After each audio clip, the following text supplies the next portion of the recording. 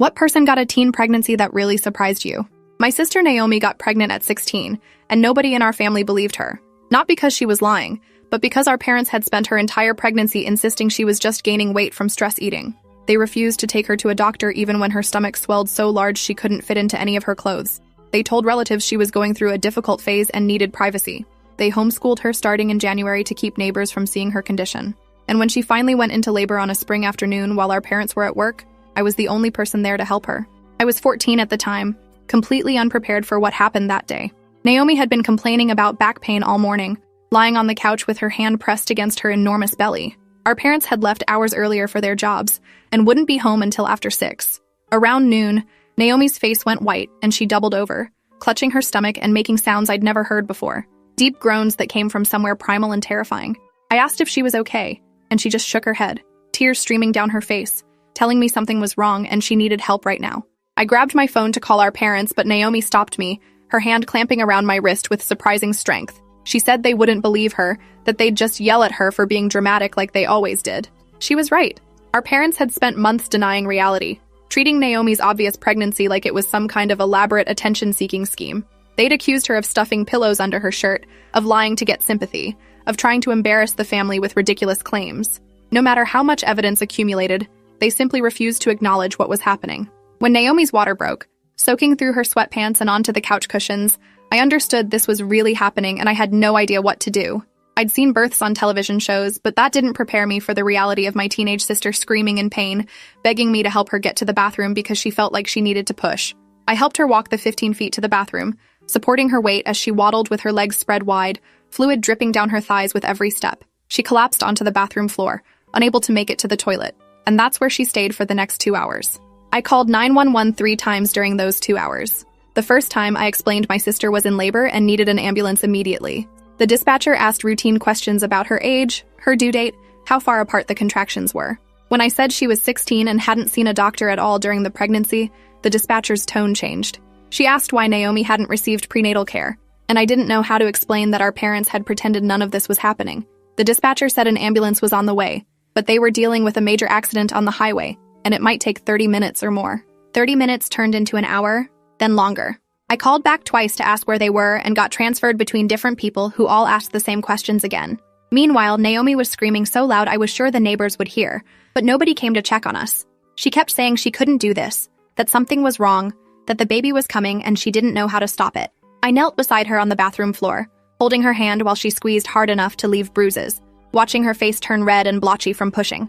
The baby came fast once Naomi started pushing properly. 1 minute she was screaming that she couldn't do it, and the next minute there was a head crowning between her legs, dark hair matted and slick. I watched in frozen horror as my sister pushed again, and the entire baby slid out onto the bathroom floor in a rush of blood and fluid. The baby didn't cry immediately. It just lay there between Naomi's legs, skin grayish-blue and covered in white vernix, completely silent and still. I thought it was dead. Then the baby gasped and let out a weak cry that grew stronger with each breath. I grabbed towels from the cabinet and wrapped the baby up, not knowing what else to do.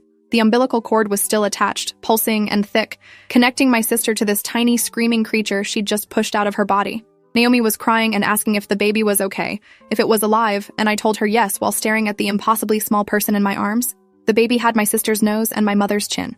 A girl, I realized, when I adjusted the towel around her body. The ambulance finally arrived 20 minutes after the baby was born. The paramedics came rushing in with bags of equipment, looking startled when they saw the baby already delivered and cleaned up. One of them asked if I'd cut the cord, and I said no. I didn't know how.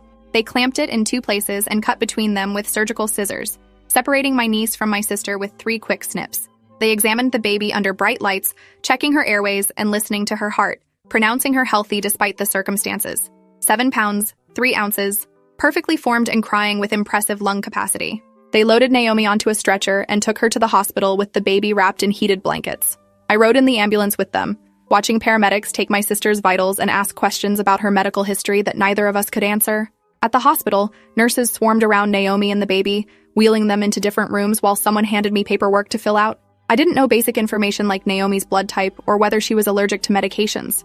I couldn't answer questions about prenatal vitamins or ultrasounds or anything else that normal pregnancies involved. I just kept writing unknown in blank spaces until a nurse took the clipboard away and told me to wait in the hallway. I called my parents from the hospital waiting room. My mother answered on the 3rd ring, sounding annoyed that I was bothering her at work. I said Naomi had given birth and they needed to come to the hospital right away. There was a long silence on the other end of the line. Then my mother actually laughed, and said I wasn't funny and she didn't appreciate me pulling pranks. When I insisted this was real, that Naomi had delivered a baby girl on our bathroom floor and was currently being examined by doctors, my mother's voice went cold. She said I was lying just like Naomi had been lying for months, and she'd deal with both of us when she got home. My father's reaction was worse when my mother called him. I could hear him shouting through the phone, his voice loud enough that my mother held the phone away from her ear. He was furious that we were still pushing this ridiculous story, that we were now involving hospitals and wasting emergency services with our attention-seeking behavior. My mother tried to calm him down, but he just got angrier, saying he was done with this nonsense and he wasn't leaving work for another fake crisis. My mother agreed with him. She told me to stop playing games and go home immediately. Then she hung up. A social worker came to talk to me about an hour later. Her name was Diane, and she had kind eyes that crinkled at the corners when she smiled.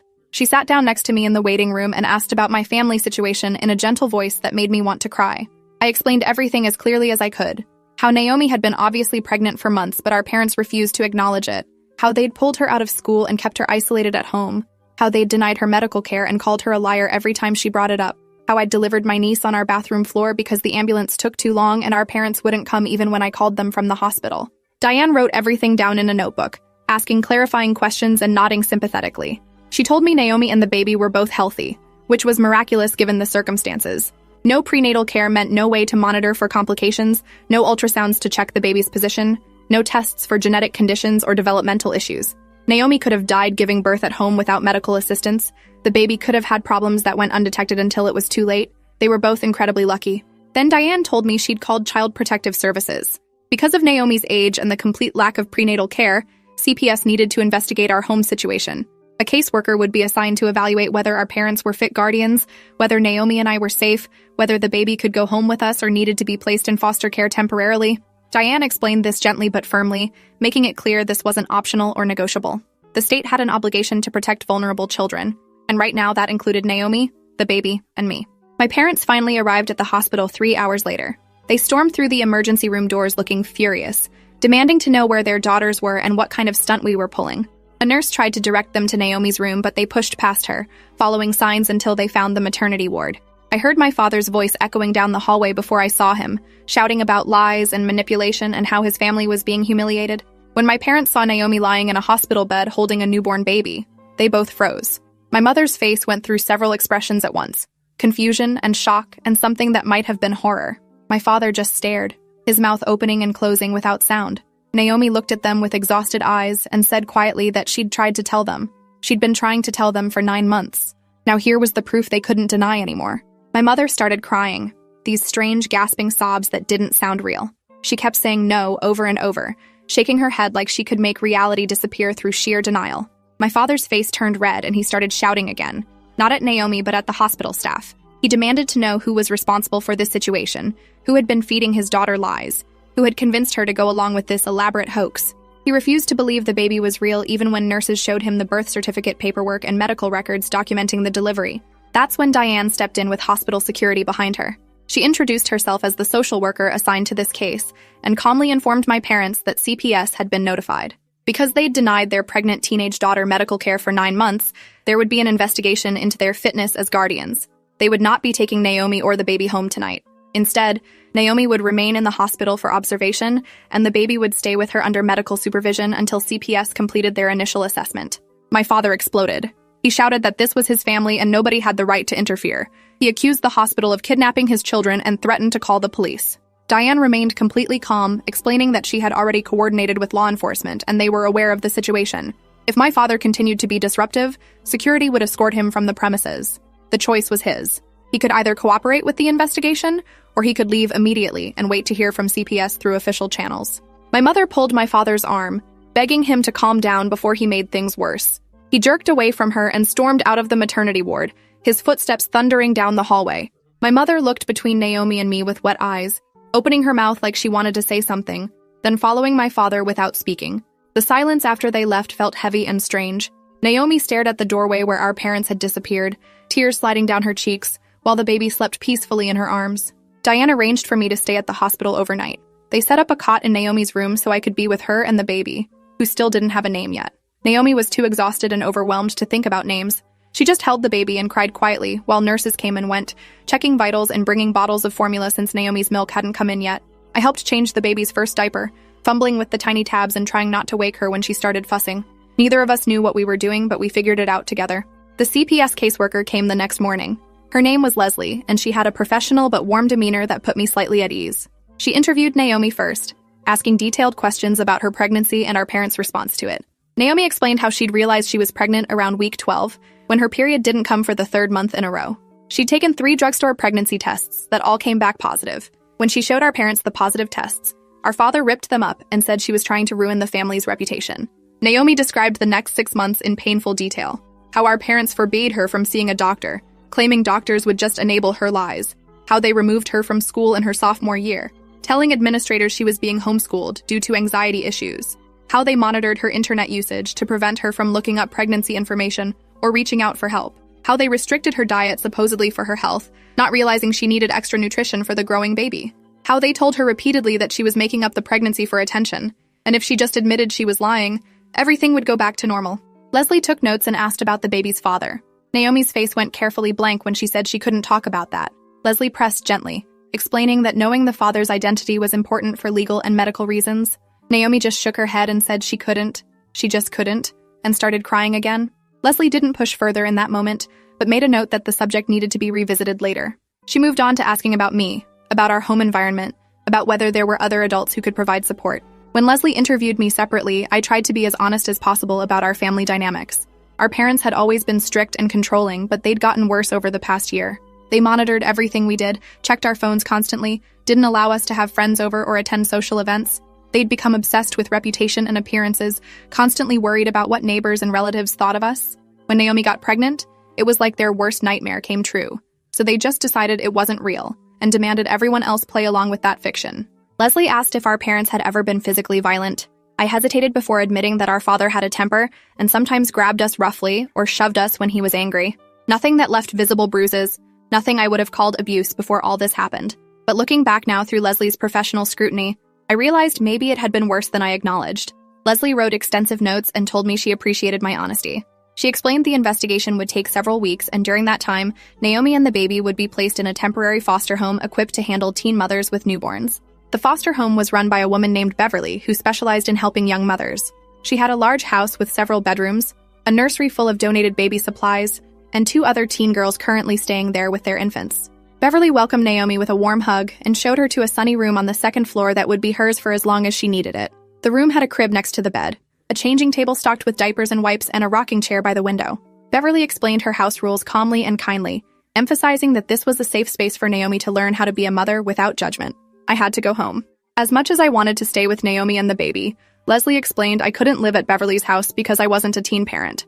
I needed to return home while CPS completed their investigation, which meant facing my parents alone. The drive home was the longest 20 minutes of my life. I kept thinking about what I'd say when I walked through the door, how I'd explain where I'd been, whether they'd even let me in the house. My parents were waiting in the living room when I arrived.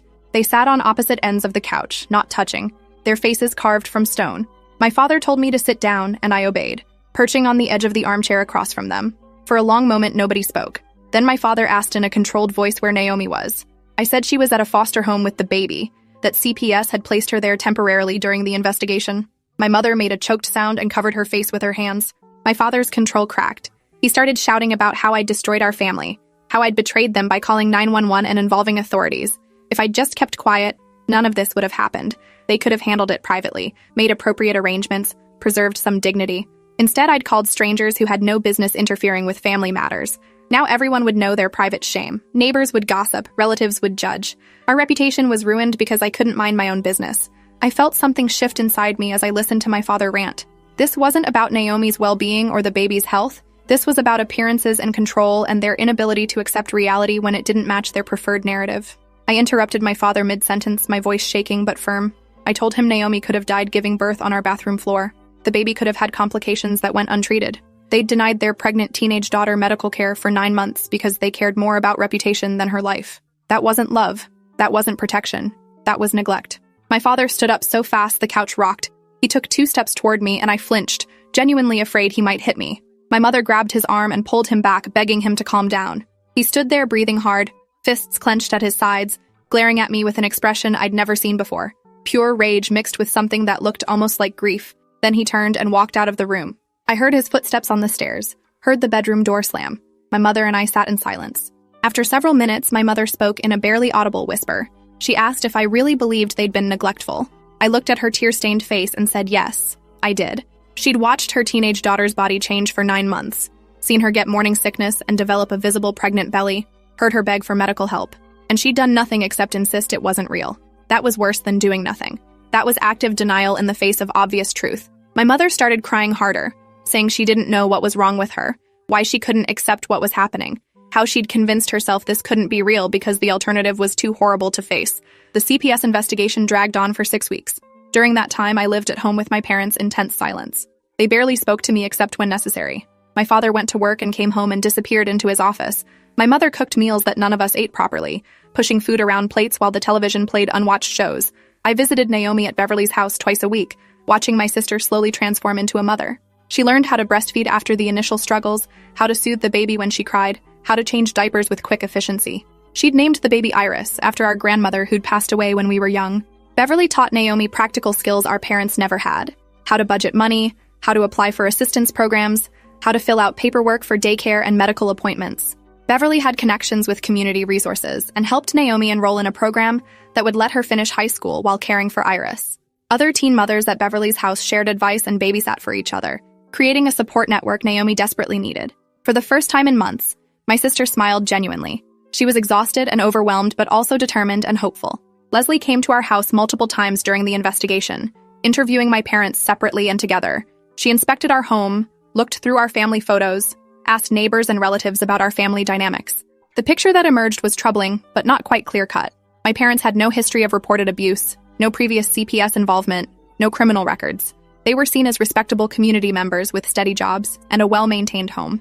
But they'd also demonstrated dangerous denial and neglect when confronted with Naomi's pregnancy, prioritizing their reputation over her health in ways that could have been fatal.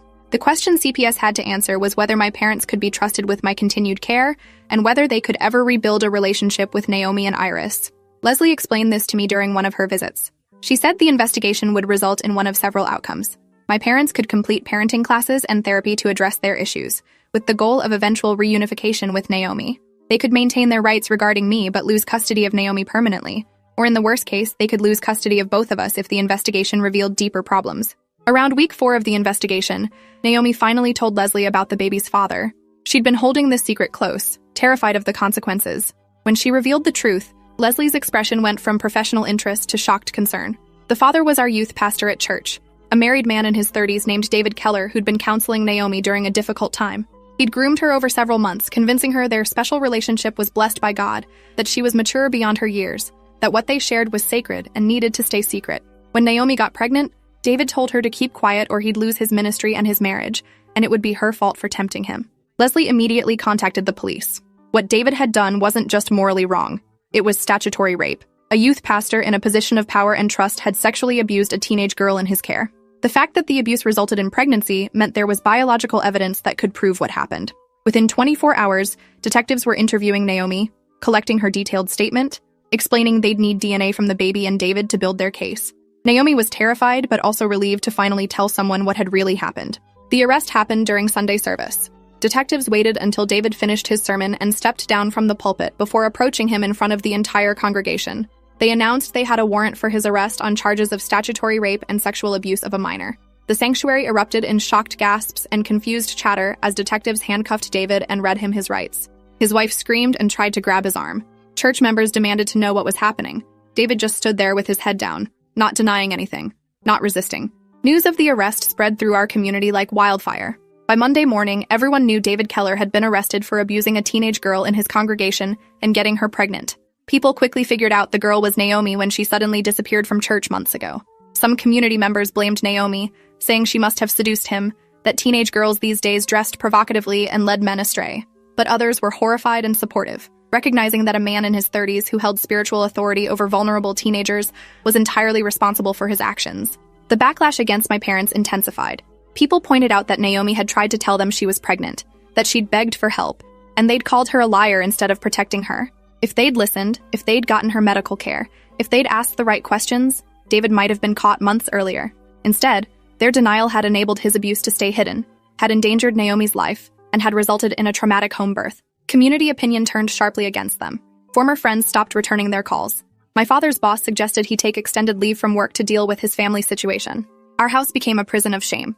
The trial happened faster than anyone expected because David's lawyer advised him to take a plea deal. With DNA evidence proving he was Iris's father, witness testimony from Naomi about the grooming process, and corroborating statements from other youth group members who'd noticed inappropriate attention, the case against him was overwhelming. David pleaded guilty to statutory rape, sexual abuse of a minor, and child endangerment.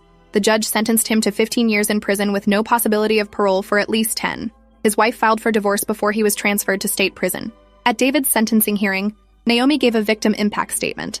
She stood at the podium holding a paper she'd written, her voice shaking but determined.